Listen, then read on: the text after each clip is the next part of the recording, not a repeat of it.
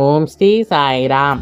நம் அன்பான ஷிரடி சாய்பாபாவின் பொற்பாதங்களுக்கும் பகவான் ஸ்ரீ சத்ய சாய்பாபாவின் பொற்பாதங்களுக்கும் அனந்த கோடி நமஸ்காரங்களை தெரிவித்துக் கொள்கிறேன்.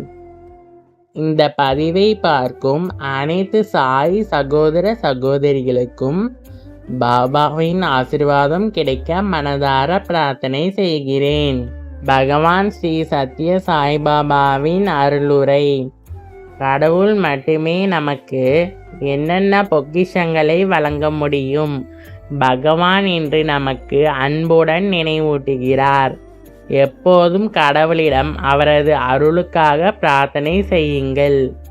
எல்லா குறைபாடுகள் மற்றும் பலவீனங்கள் இருந்தபோதிலும் கடவுளின் அருள் இருந்தால் போதும். கடவுளின் அருளால் நீங்கள் அனைத்தையும் அடைய முடியும்.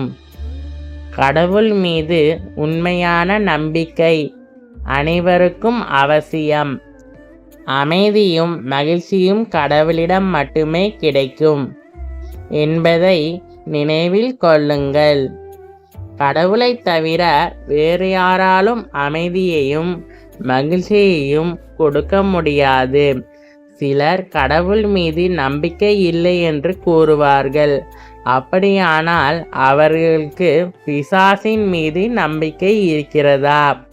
நீங்கள் பிசாசின் மீது நம்பிக்கை வைத்தால் உங்களிடம் அசுர குணங்கள் மட்டுமே இருக்கும்.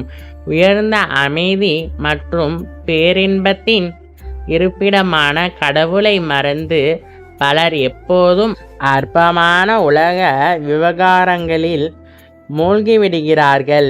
அத்தகையவர்கள் எப்படி அமைதியையும் மகிழ்ச்சியையும் அடைய முடியும்? கடவுளால் மட்டுமே அமைதியையும் வழங்க முடியும். அவர் உயர்ந்த அமைதி மற்றும் அன்பின் உருவகம்.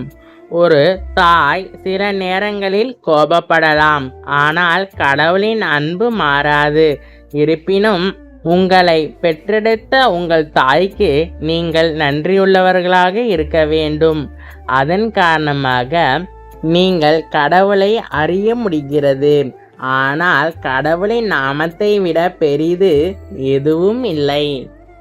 தெய்வீக சொற்பொழிவு மே 6, 1997.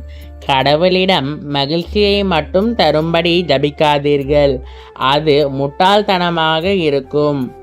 துக்கமும் மகிழ்ச்சியும் ஒரே நாணயத்தின் எதிர் மற்றும் எதிர் என்பதை உணரும் மன உறுதிக்காக ஜபியுங்கள் என்கிறார் பகவான் பாபா.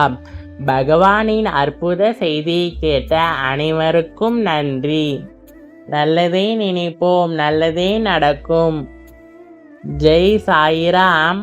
அல்லாஹ் மாலிக்.